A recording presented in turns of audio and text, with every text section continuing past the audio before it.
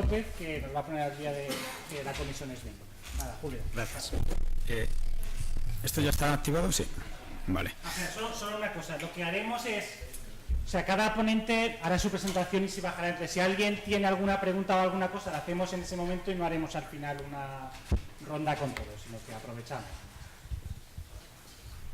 Bueno, pues buenos días a todos. Mi nombre es Julio López, trabajo con Jorge Torrico, no ha podido asistir él hoy, con lo cual os voy a trasladar yo en unas pequeñas diapositivas cuál es el punto en el que estamos con la comisión.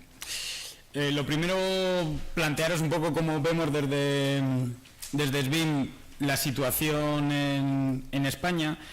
Seguimos viéndola, pues, entendemos que estamos todavía en una fase de pioneros en las que todavía muy poca gente está usando esta nueva metodología de trabajo.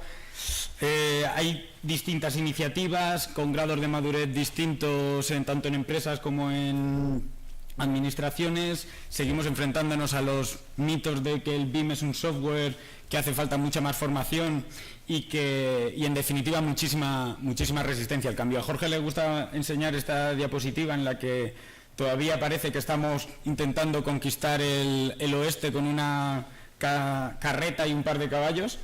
Y quizá, bueno, pues ya hay algo avanzado, ya tenemos algo andado y quizá sería más adecuado hablar de un pequeño ferrocarril que permite avanzar un poquito más rápido, pero realmente todavía estamos en una situación de un uso muy escaso. Estamos en un punto en el que todavía estamos detectando que nos estamos preocupando mucho más del modelo, de cuál es... de esa punta del iceberg, que es lo que se ve, la visualización, el software, los modelos 3D, etcétera, y no nos estamos preocupando todavía de cómo gestionar toda esa información que está detrás de ese modelo y que es realmente lo importante, que esa información esté estructurada, que sea reutilizable, que sea sostenible en el tiempo, y es uno de los grandes retos que nos queda por afrontar ahora. ¿Por qué el bajo uso? Pues ahora os mostraré algunas de las respuestas que nos han dado en la encuesta de uso que hicimos el año pasado, pero en general las respuestas normalmente suelen ser pues que no. ¿Por qué no se hace? Porque no hay personal cualificado, hace falta más formación, cuesta más, no me lo están pidiendo y en el fondo es eso. O sea, lo que detectamos nosotros es que falta potenciar la demanda. No se está haciendo BIM porque no se está pidiendo que se haga BIM. Entonces, pues en España funcionamos un poco así. Haré BIM cuando me lo pidan. Bueno, pues efectivamente ya hay algunos promotores y clientes que lo están solicitando en sus pliegos, pero es necesario potenciar y extender a muchos más licitadores, a muchos más promotores que empiecen a exigir y a incluir los requisitos BIM en sus licitaciones. Y lo veíamos, es un poco lo que os comentaba. ¿Por qué no utilizas BIM? En los datos que hemos obtenido de esta primera encuesta de uso que hicimos a lo largo del finales del año pasado, pues efectivamente lo que nos decían era que o con quien trabajo no lo usaba o que no nos lo estaban pagando, pero en definitiva que no nos lo estaban pidiendo. En cuanto a los últimos avances de la mano de la comisión, quizás sea bueno reseñar el último encuentro que tuvimos el pasado 8 de mayo en el Ministerio de Fomento, en el que asistió el propio ministro, y nos quedamos de esa reunión, bueno, resaltar el firme compromiso expresado por el propio ministro sobre su compromiso con el desarrollo de esta nueva metodología de trabajo y, bueno, resaltó también la puesta en marcha del plan de innovación de las infraestructuras y el transporte, en el que, bueno, pues uno de los 4 ejes en los que se va a estructurar este nuevo plan era el de la digitalización, y en ese momento nos expresó que no se podía entender ese eje de la digitalización sin la metodología BIM. la palabra que más se repitió a lo largo de todo el evento, de toda la reunión, fue la necesidad de un mayor impulso de esta nueva metodología de trabajo. Y al final, bueno, pues ¿en qué se tenía que materializar ese impulso? Pues por parte de la comisión, pues tenemos que hacer un esfuerzo mucho mayor en seguir sacando adelante nuevos documentos, más iniciativas, creación de nuevos subgrupos, pero por parte del propio Grupo Fomento se trasladó la idea de que a través de las empresas, y bueno, pues tenemos a representantes aquí de AENA que lo pueden corroborar, pues se quiere empezar a trabajar ya en BIM, se van a empezar a desarrollar proyectos piloto y en definitiva, y creo que fueron más o menos las palabras que nos trasladó el ministro, se pretende que el Grupo Fomento sea el escaparate de uso BIM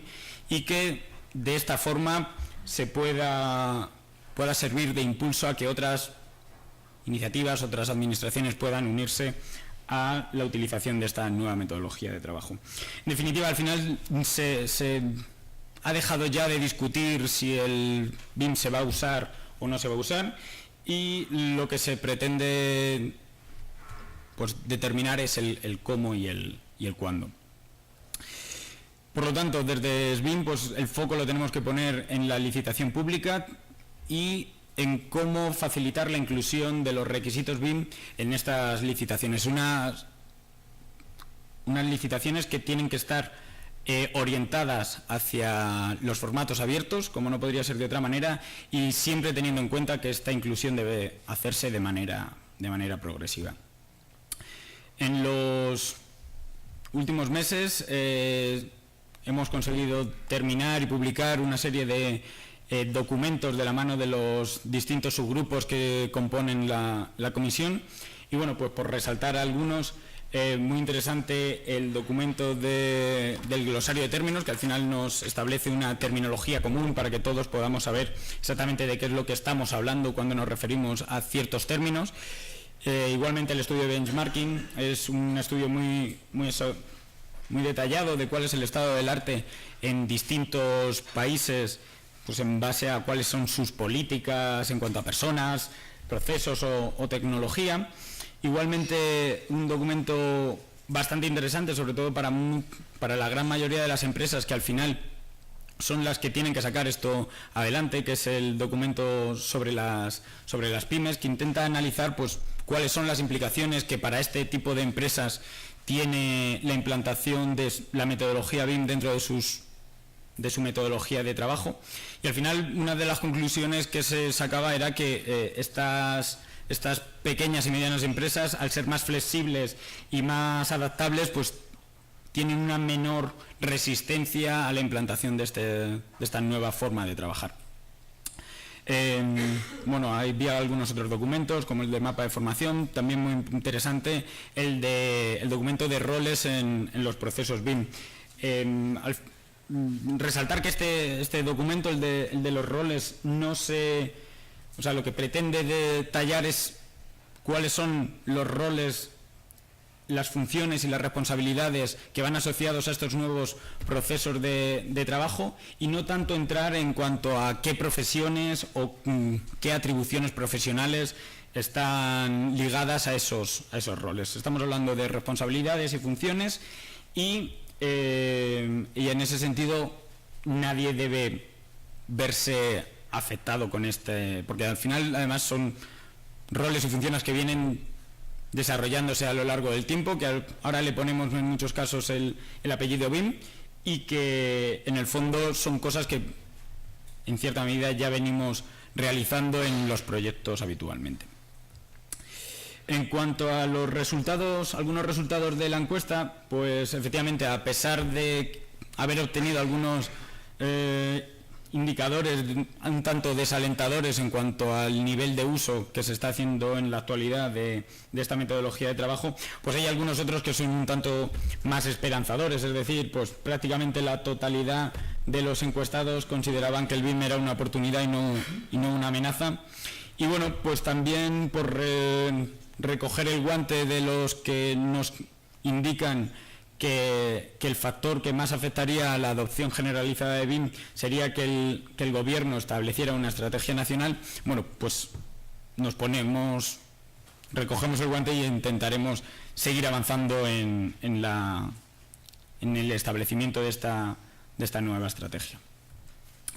En cuanto a los próximos pasos, de la mano de la Comisión, la intención es, a los rasgos generales son estas 3 cosas para lo que queda de año. Es la puesta en marcha de un observatorio de licitaciones BIM. Este observatorio ya está puesto en marcha, ahora os comentaré un poco los detalles de ello. Queremos desarrollar una serie de nuevos documentos, tenemos que ser mucho más proactivos y seguir sacando documentación adelante. Y lo que pretendemos ahora es establecer las nuevas encuestas de uso para el año 2017. Estas encuestas no solo van a ser para profesionales, como fue la del año pasado, sino lo que pretendemos también es establecer una serie de encuestas de uso a organizaciones, tanto privadas como probablemente administraciones públicas, con el fin de establecer cuál es el nivel de implantación y el nivel de madurez que tenemos, no solo de uso de profesionales, sino de implantación en organizaciones. El observatorio, como os decía antes, lo que pretendemos a través de esta iniciativa es analizar en una doble vertiente, tanto cuantitativa como cualitativamente, de qué manera se están incorporando los requisitos BIM a las licitaciones públicas y ver un poco cómo va creciendo este número de licitaciones, y por otro lado también analizar de qué forma se están incluyendo estos requisitos. Es decir, vamos a intentar ver qué usos son los que se están pidiendo, cuáles son los niveles de detalle que se exigen, qué tipos de entregables son los que se están solicitando y un poco ver cuáles son los requisitos de colaboración que se están exigiendo, que en cierta medida es una de las mayores carencias que a lo mejor tenemos en España.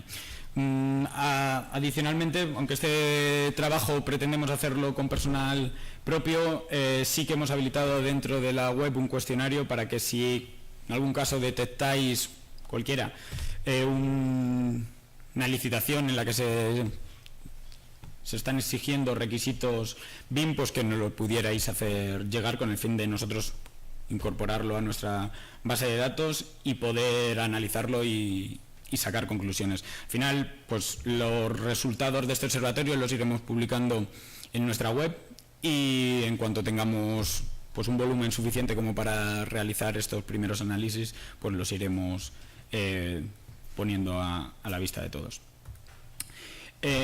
Os decía también, más documentos. Hay que hacer un esfuerzo para que a lo largo del año terminar de cerrar una serie de documentos, principalmente los que tenemos más avanzados son estos, y hacer especial hincapié sobre todo en el tema del plan estratégico y la guía de apoyo a la licitación. Ya hemos dicho que el foco está sobre todo en la inclusión de los requisitos BIM en las licitaciones públicas, con lo cual esta guía de apoyo a la licitación es un instrumento básico que permitirá a los distintos promotores pues establecer cuáles son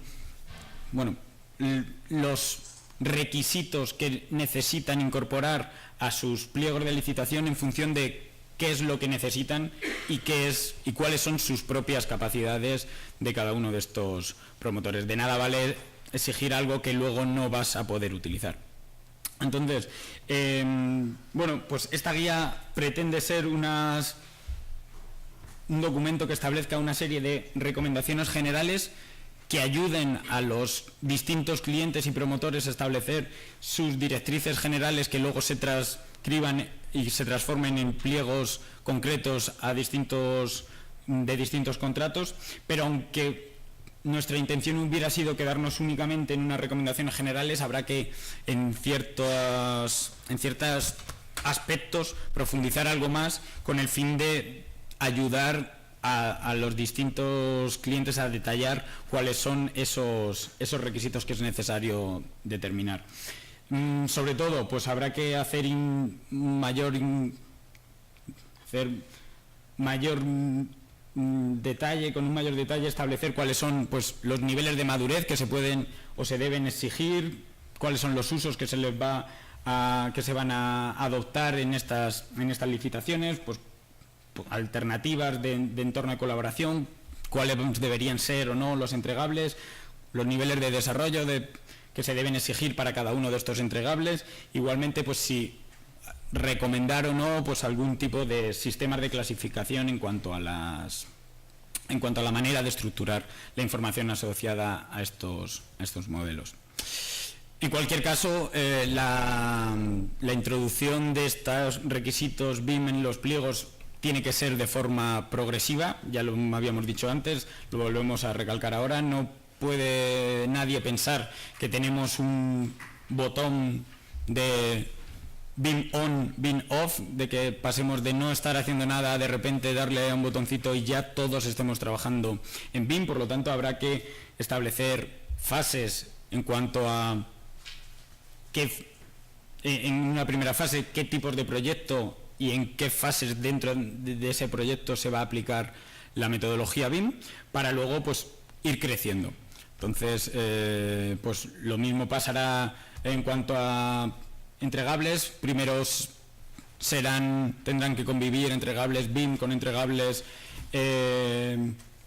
vamos a decir, habituales, y para ir pasando a unos entregables más digitales, igual con los requisitos de colaboración. En un principio pues tendrán que ser unos requisitos más bajos para luego ir creciendo en cuanto a características de colaboración. Y es que al final no puede ser de otra manera. Lo estábamos viendo en esta encuesta que se ha realizado en Reino Unido sobre cuál es el número de proyectos en los que se ha trabajado.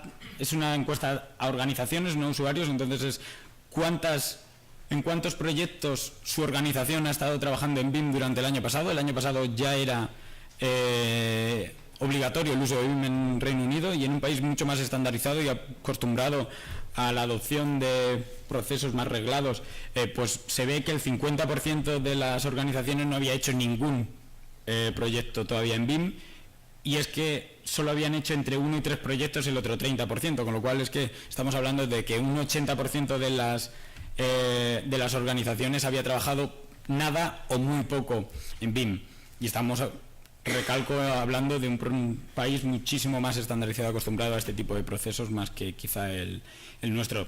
Y es que vemos los datos para 2017 y siguen siendo similares, es decir, al final esto es un proceso progresivo y igualmente será aquí en España. Y yo ya no tenía mucho más que contaros, simplemente trasladaros 2 nuevas jornadas que vamos a desarrollar de la mano de la Comisión SBIM. En 2 o 3 semanas, a mitad de julio, el día 12, aquí justo también en el Instituto Eduardo Torroja, habrá una nueva jornada de coordinación de los grupos de trabajo de la Comisión. Y luego ya después de verano, en septiembre, intentaremos, todavía no tenemos fecha ni sitio fijado, pero estamos trabajando en una jornada sobre innovación BIM, y bueno, pues cuando tengamos más detalles os las iremos trasladando. Y nada más, si tenéis alguna duda intentaré solventarla, y si no, pues muchísimas gracias a todos por atendernos.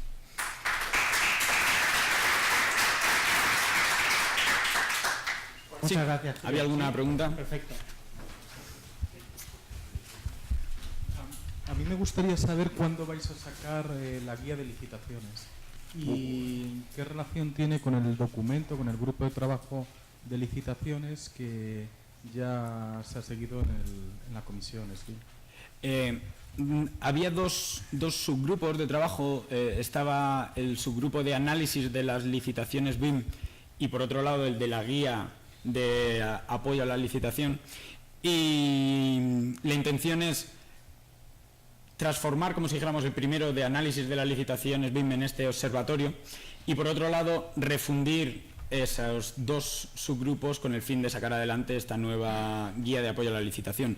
La intención es sacarla cuanto antes, y vamos a intentar daros más apoyo tanto desde INECO como desde SBIM en la elaboración de la misma, y nos pillan ahora un par de meses un poco más complicados por el tema de verano, pero la intención es tenerla cuanto antes, porque detectamos que es lo más importante que hace falta ahora, establecer una serie de ayudas para que los distintos promotores puedan establecer e incorporar esos requisitos BIM de una manera ordenada a sus pliegos de licitación.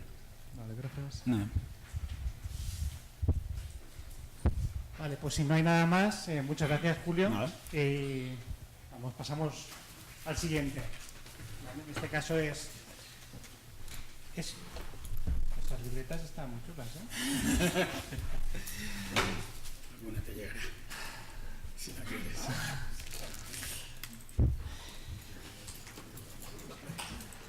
Bueno, Fernando Machicado viene de UNE, antes venía de AENOR, pero se han rebautizado, ahora viene de UNE y nos va a hablar un poco de normalización en general, lo cual yo creo que viene bien a todos para que entendamos un poco el concepto que significa que algo sea norma, que no tiene nada que ver con que algo sea ley o que algo son cosas diferentes. Y luego, pues respecto a normalización en BIM, ¿qué se está haciendo a nivel tanto nacional como internacional? Bueno, Muchas gracias, Sergio. Pues como decía Sergio, sí, voy a empezar haciendo una breve introducción a qué es una norma, porque hay mucha confusión. De hecho, cada vez que se me acerca alguien en este entorno me pregunta por la comisión BIM, es un poco distinto. Entonces, ¿qué es una norma? Pues una norma, voy a ponerme el crono para no enrollarme, porque luego si no, mi experiencia es que me enrollo más de lo que toca. ¿Qué es una norma? Pues lo primero, es más fácil decir que no es una norma, no es una ley, no es obligatorio, es de cumplimiento voluntario, no es un manual. De hecho, no son documentos perfectos, sobre todo porque como son el fruto del consenso, y los que participáis en ellos lo sabéis, pues que hay una mesa en la que se debate, se discute las cosas, se emiten votos, pues el consenso tiene como cosa muy buena que todo el mundo está de acuerdo y como cosa mala que siempre hay alguna lista que nos gustaría pulir un poquito más. Y no es un documento secreto, todo el mundo tiene acceso a él, bien en la biblioteca de UNE, bien comprándola, bien mediante suscripciones, en publicaciones, pero son documentos a los que se tiene acceso y no solo cuando se han acabado, sino en su mismo proceso de redacción. Entonces, sabiendo esto, ¿qué es una norma? Pues una norma es un documento de aplicación voluntaria. Como os he dicho antes, solo es obligatorio el cumplimiento de una norma cuando está citada en ley o cuando está en un contrato, pero eso ya es otro cantar. Entonces, de por sí es un documento voluntario para ayudar a los profesionales, que refleja ese consenso que os he comentado antes, que está disponible y que es transparente su proceso, transparente documento y transparente su proceso. ¿Quién hace la norma? Las normas se hacen en los comités técnicos de normalización. Intentamos implicar a todas las partes interesadas. Digo intentamos porque invitamos a todos y luego pues viene el que quiere. Pero vamos, estamos muy satisfechos porque en el comité que lo lleva a nivel nacional tenemos implicados pues, gente de desarrollo de software, gente de constructora, gente de productos de construcción, gente de administración pública, lógicamente. Entonces, intentamos tener un perfil, creemos que tenemos un perfil bastante completo para mirar desde todos los puntos de vista que tiene este aspecto, este tema tan prismático y tan poliédrico que es el BIM, y que se escuchen todas las opiniones cuando se quieren emitir, claro. Estos comités, como he dicho antes, están abiertos, su participación está abierta a todas las partes interesadas. Y también, pues cualquiera de vosotros, o sea, cualquiera de vosotros puede coger, solicitar a UNE la incorporación al comité, se hace una votación por correspondencia entre los miembros de la mesa, raro es que se rechace a alguien, porque tendría que estar muy justificado, y podéis participar y sumar a vosotros y emitir vuestra voz. Pues está chiquito y me hace más castizo que el tío Sam. ¿Cómo se hacen las normas? Esto evidentemente no lo veis, porque está en la letra errada, pero me sirve a mí para explicaroslo y cuando tengáis la documentación la podéis descargar.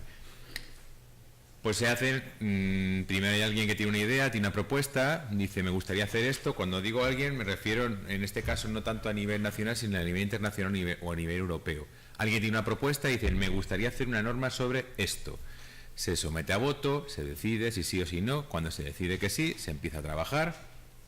Se trabaja en las mesas que lo hacen, que son los comités técnicos de normalización, sean ISO, sean CEN, sean en Nacional en España, en UNE. Y hasta que por fin se elabora. Y cuando se elabora, una cosa muy importante que tienen los documentos UNE es que cuando se elabora nosotros lo enviamos a BOE, en BOE se informa de que va a estar sometido a información pública de tal fecha a tal fecha, viene a ser 30 o 40 días, y cualquiera puede con esa referencia ir a la biblioteca de UNE y consultarlo, o mucho mejor, si te has registrado en el sistema de revisión de proyectos de UNE, puedes ver el proyecto, verlo enterito y emitir comentarios, hagan lo que tú estimes oportuno. Si tienes comentarios, se emiten. Cuando se acabe ese periodo, recogemos todos los comentarios, se tratan el comité los trata, se aceptan, se rechazan, lo que corresponda, y se emite una respuesta a la persona que lo ha emitido, que ha enviado la propuesta de cambio. Y cuando termina todo esto, pues se publica y ya está aprobada para disposición del público. ¿Dónde se hacen? Como ha dicho antes Sergio, antes se hacían en AENOR, que era la Asociación Española de Normalización y Certificación. Desde el 1 de enero de este año nos hemos reorganizado y toda la parte AENOR como tal está AENOR International SAU, que es una empresa privada que ya va a llevar los temas de certificación y evaluación de la conformidad, de formación, pero ahora la normalización se queda en UNE. Somos las mismas personas que estábamos antes, a Dirección de Normalización, pero ahora nos llamamos UNE, Asociación Española de Normalización. También llamamos Cooperación Internacional y algunas otras cosas. Pero nuestro core es la normalización y somos una asociación sin ánimo de lucro. Somos el único organismo reconocido en España para ejercer las labores de normalización, un dato también importante. Entonces, ahora borrad de vuestra cabeza para el asunto de normalización AENOR y nos centramos en UNE.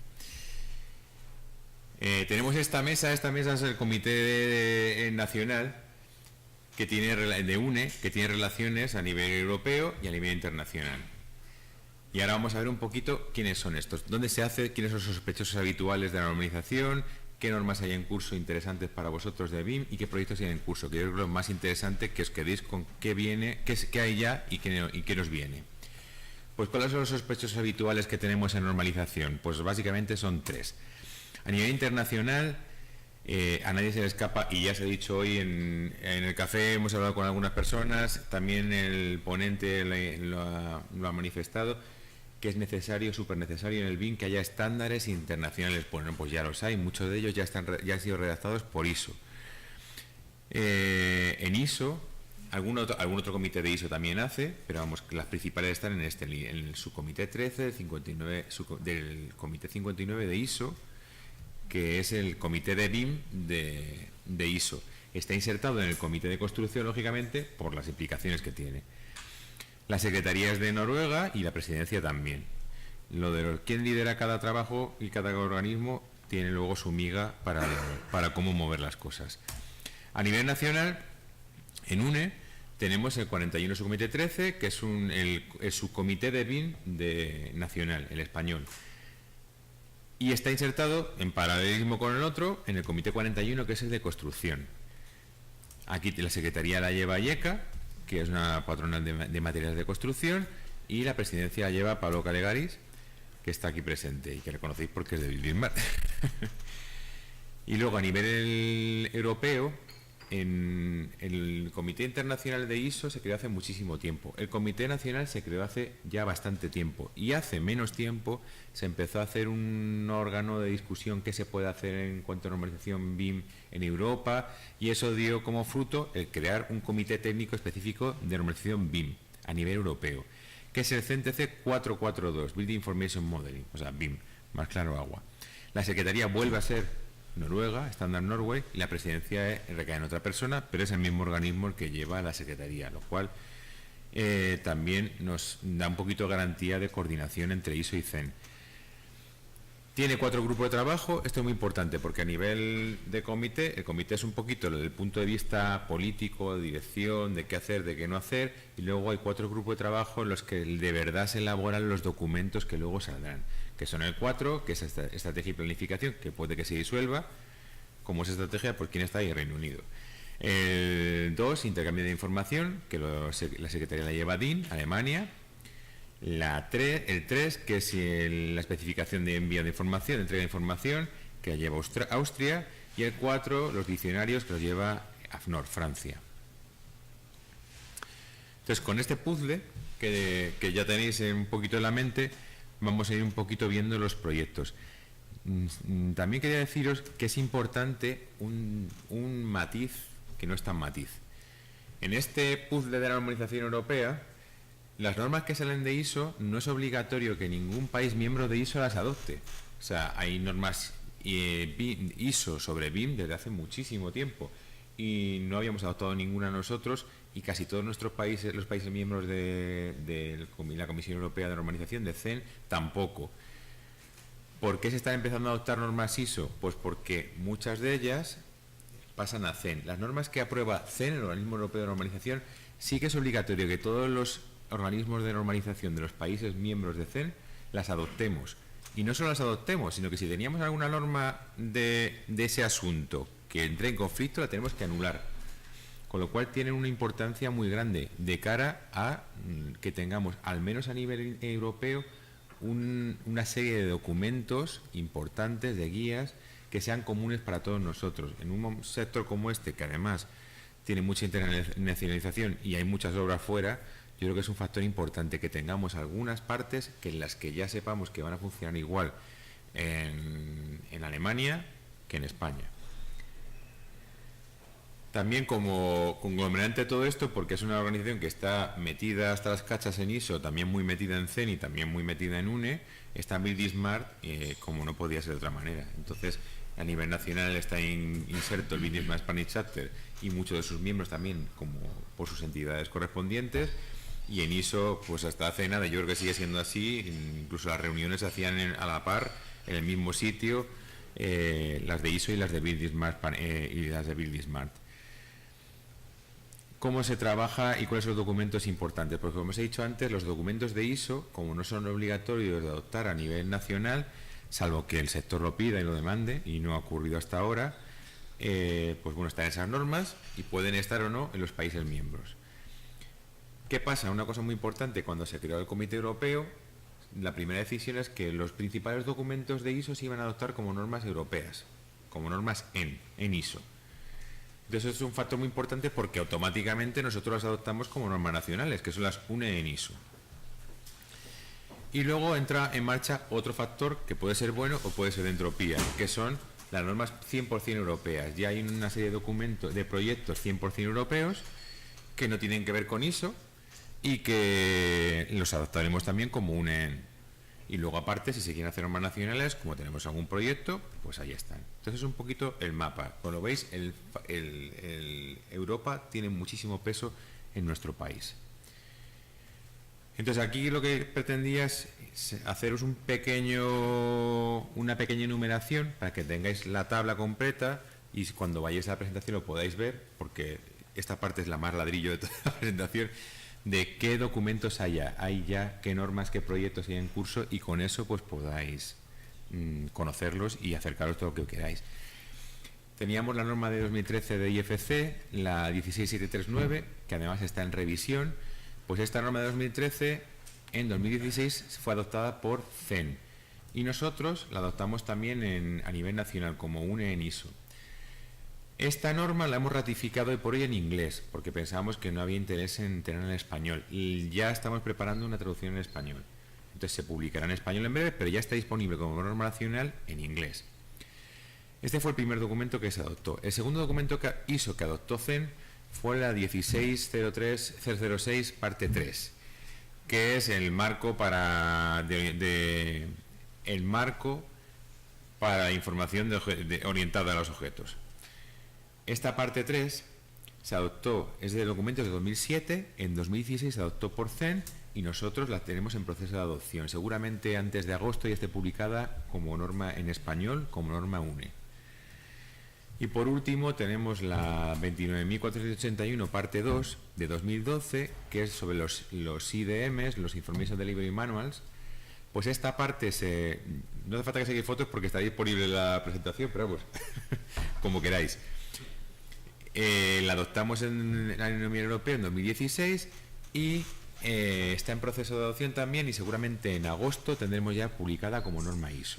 Como norma UNE, perdón, UNE en ISO. Si os dais cuenta, unas son ISO, luego le sumamos el siguiente apellido en ISO y luego UNE en ISO.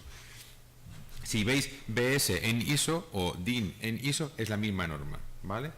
Porque lo único es que añadimos el apellido del organismo nacional.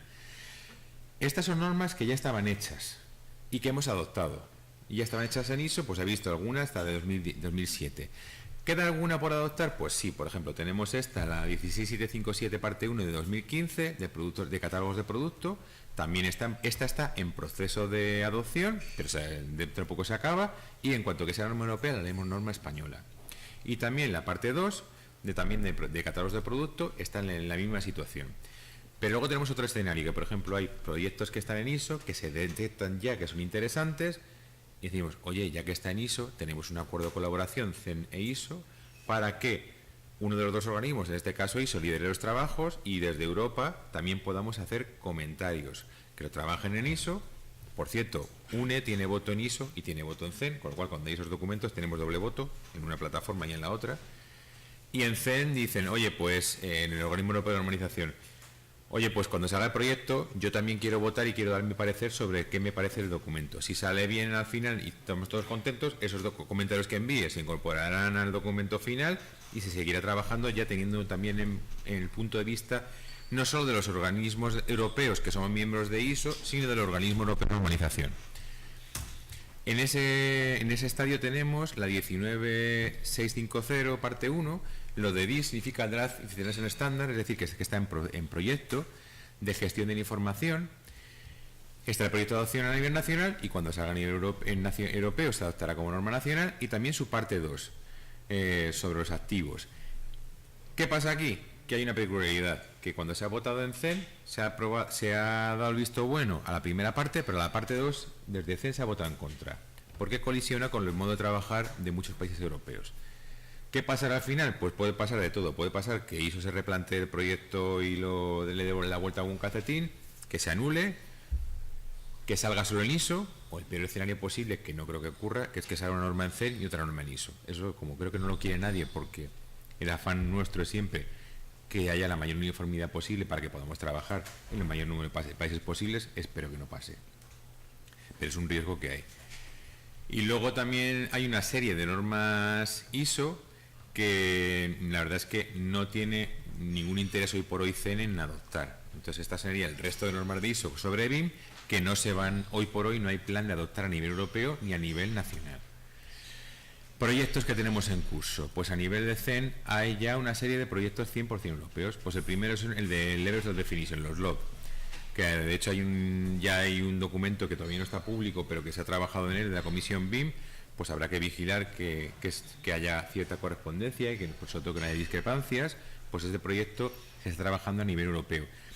Es muy importante destacar que los expertos nacionales pueden viajar a Europa a esos debates, no solo votar aquí en los documentos y enviar comentarios por correo desde UNE, sino también pueden viajar ahí y hacer oír su voz, como sobre todo hace INECO, como también hace Bimética y como hace algún otro vocal que participa allí activamente.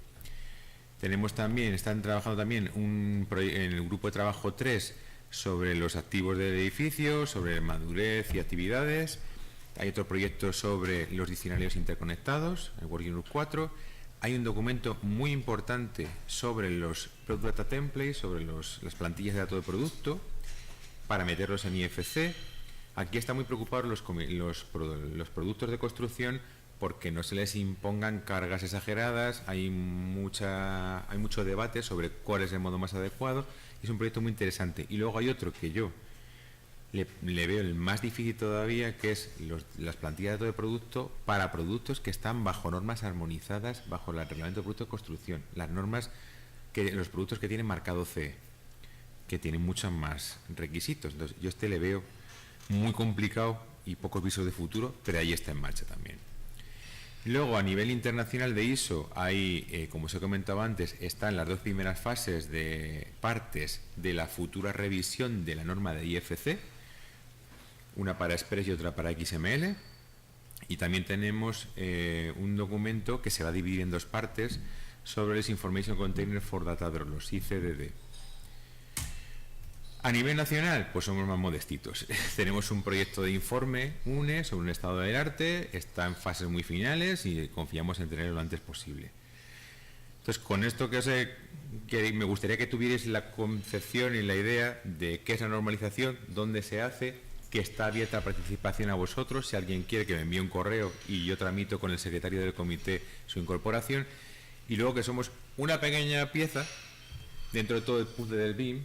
Hay muchas otras cosas que, pues en la comisión BIM hay 500.000 temas más sobre BIM que son muy importantes para todos nosotros. Entonces, esto es una pequeña parte, pero una pequeña parte que nos puede hacer la vida mucho más fácil o más complicada, y que tengáis en consideración que podéis participar en ella y que podéis emplearla en vuestro beneficio. Sobre todo, yo creo que el mayor beneficio es intentar que tengamos criterios comunes a nivel de Europa e internacional. Y muchas gracias.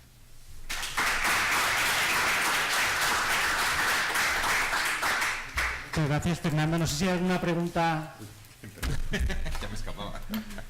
en la parte de normalización.